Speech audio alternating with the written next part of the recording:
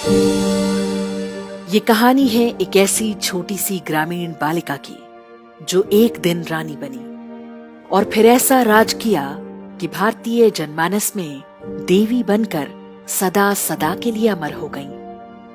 ऐसा व्यक्तित्व जो भारतीय समाज और इतिहास के बारे में गढ़े ढेरों मिथकों को ध्वस्त करता है। हम उन्हें पुण्य श्लोक देवी अहिल्याबाई के नाम से जानते हैं। पुण्य श्लोक का अर्थ होता है शुभ चरित्र। रानी अहिल्याबाई के पूर्व राजा युधिष्ठिर और राजा नल को पुण्य श्लोक की उपाधि दी गई है। विक्रम संवत 1782 ज्येष्ठ मास के कृष्ण पक्ष की चतुर्थी तदनुसार 31 मई 1725 ईस्वी को अहिल्याबाई का जन्म हुआ था। उनके पिता मंकोजीराव शिंदे चौड़ी नामक गांव के पाटिल थे। वे पशुपालन करने वाले गड़रिया या धनगर समाज के थे। अहिल्या बचपन से ही अत्यंत होनहार थीं। मालवा के मराठा शासक मल्हार राव होलकर एक दिन कहीं जा रहे थे। मार्ग में चौड़ी गांव पड़ा तो वहां थोड़ी देर के लिए ठहर गए। वहां उनके कानों में आरती के स्वर पड़े। ग्रामीणों से पूछा कि आरती गा रही ये बच्ची कौन है। उन्हें बताया गया कि उसका नाम अहिल्या है। मल्हार राव बच्ची के दैवीय स्वरों से मंत्रमुग्ध थे। उसी क्षण उन्होंने अपने पुत्र खंडेराव का विवाह अहिल्या के साथ तय कर दिया। इस प्रकार से 12 वर्ष की भोली भाली अहिल्या मालवा की राजवधू अहिल्याबाई होलकर बन गई। राज परिवार ये देखकर आश्चर्यचकित था कि अहिल्या राजकाज से जुड़े जटिल से जटिल कार्यों के हल चुटकियों में निकाल देती थी। उसकी वाणी पर मानो सरस्वती स्वयं वास करती थीं। ससुर मल्हार राव ने अपनी बहू को बेटी की तरह प्रश्रय दिया। वर्ष 1754 में कुंभेर के युद्ध में अहिल्याबाई के पति खंडेराव की मृत्यु हो गई। वे सती होना चाहती थीं, लेकिन ससुर मल्हार राव ने समझा बुझाकर उन्हें ऐसा करने से रोका। मल्हार राव ने उन्हें अपने उत्तराधिकारी की तरह तैयार किया। अहिल्याबाई को युद्ध कला का प्रशिक्षण भी दिलाया। इस दौरान उन्होंने कई सैन्य अभियानों का नेतृत्व भी किया। वर्ष 1765 में अफगानिस्तान के अहमद शाह अब्दाली ने पंजाब पर आक्रमण किया।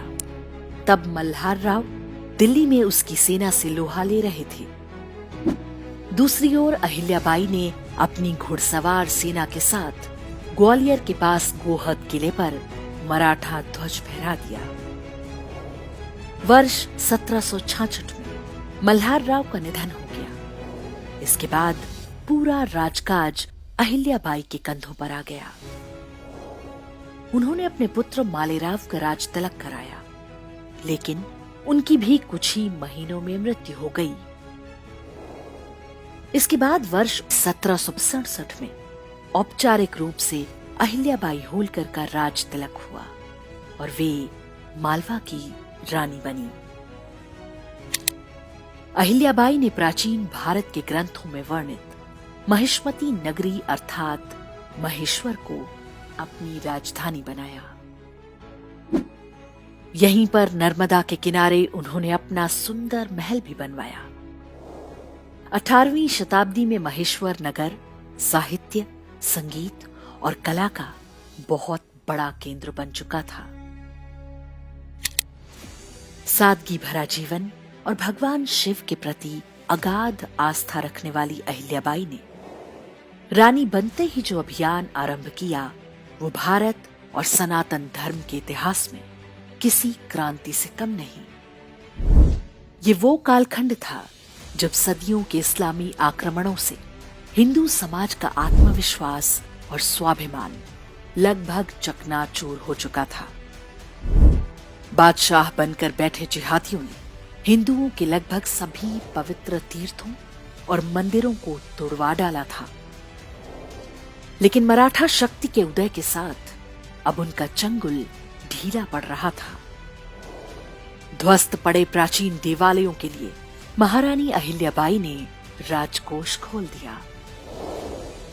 चाहे काशी हो या मथुरा, अयोध्या हो या ओंकारेश्वर, बद्रीनाथ हो या केदारनाथ, रामेश्वरम हो या अमरकंटक, कदाचित ही कोई ऐसा हिंदू तीर्थ होगा जहां उन्होंने अपने जीवन काल में कोई कार्य ना कराया हो।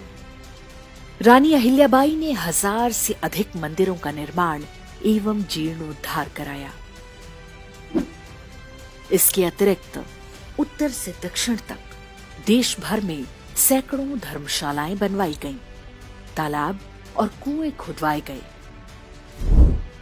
ये एक मानचित्र है जो बताता है कि कैसे देश का कोई भी कोना रानी अहिल्याबाई के कार्यों से अछूता नहीं रहा। इस चित्र में केवल एक स्थान नहीं है, वो है पाकिस्तान के कब्जे में जा चुका पेशावर। देवी अहिल्याबाई होलकर ने स्वयं 3 दिन तक वहां रहकर पंज तीर्थ मंदिर का पुनरुद्धार कराया था। दुखद है कि देश बंटने के बाद ये मंदिर आज गोदाम की तरह प्रयोग किया जा रहा है। वर्ष 1777 में महाशिवरात्रि के दिन महारानी अहिल्याबाई ने औरंगजेब द्वारा ढहाए गए काशी विश्वनाथ मंदिर के पुनर्निर्माण का प्रण लिया था और 3 वर्ष में ही इसे पूरा भी करवा दिया। आज काशी विश्वनाथ मंदिर का जो नया प्रांगण हम देखते हैं, उसमें बना मुख्य मंदिर रानी अहिल्याबाई का ही बनवाया हुआ है। भगवान शिव के इस पवित्र ज्योतिर्लिंग में आज रानी अहिल्याबाई भी एक देवी की तरह से पूजी जाती हैं। काशी विश्वनाथ ही नहीं, वाराणसी के कई पवित्र मंदिर और मणिकर्णिका घाट भी रानी अहिल्याबाई की ही देन है। प्रधानमंत्री नरेंद्र मोदी ने काशी विश्वनाथ मंदिर के नए परिसर का जब उद्घाटन किया तो वे भी देवी अहिल्याबाई के योगदान को स्मरण करना नहीं भूले। यहाँ विश्वनाथ मंदिर को तोड़ा गया तो मंदिर का पुनर्निर्माण माता अहिल्याबाई होलकर ने करवाया,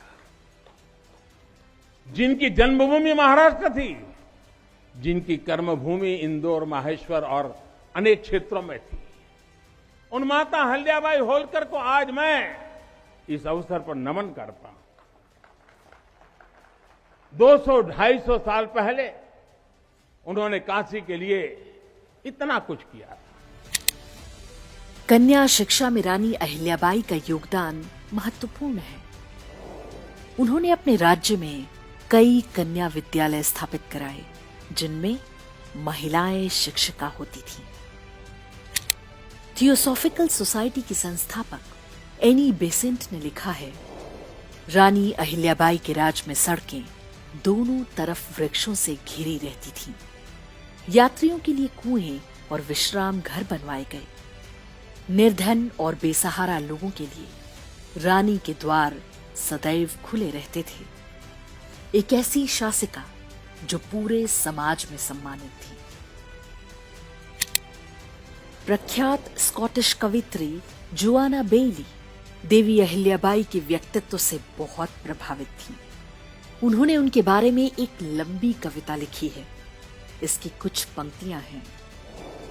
For 30 years her reign of peace, the land in blessing did increase, and she was blessed by every tongue, by stern and gentle, old and young. Yea, even the children at their mother's feet are taught such homely rhyming to repeat. In latter days from Brahma came to rule our land a noble dame. Kind was her heart and bright her fame, and Ahilya was her honored name.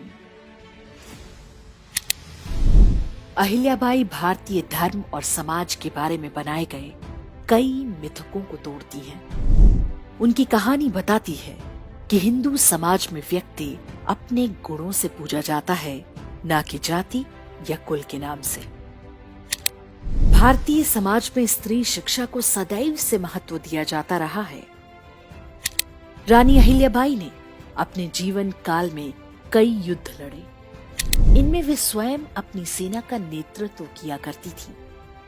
आज से 300 वर्ष पहले भारत के अतिरिक्त किसी अन्य देश में इसकी कल्पना भी नहीं की जा सकती थी।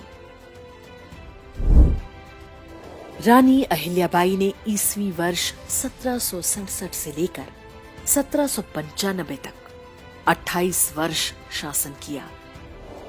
एक महिला जिसे पति, ससुर और पुत्र की मृत्यु के बाद इच्छा ना होते हुए भी शासन संभालना पड़ा, लेकिन एक बार सिंहासन संभाला तो काल के कपाल पर अमिट छाप छोड़ गई।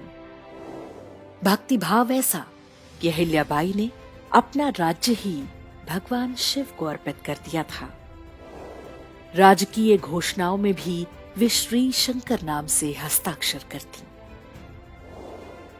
धर्म रक्षा और पुनर्स्थापना के छत्रपति शिवाजी के अभियान को सही अर्थों में आगे बढ़ाने वाली रानी अहिल्याबाई ही थी।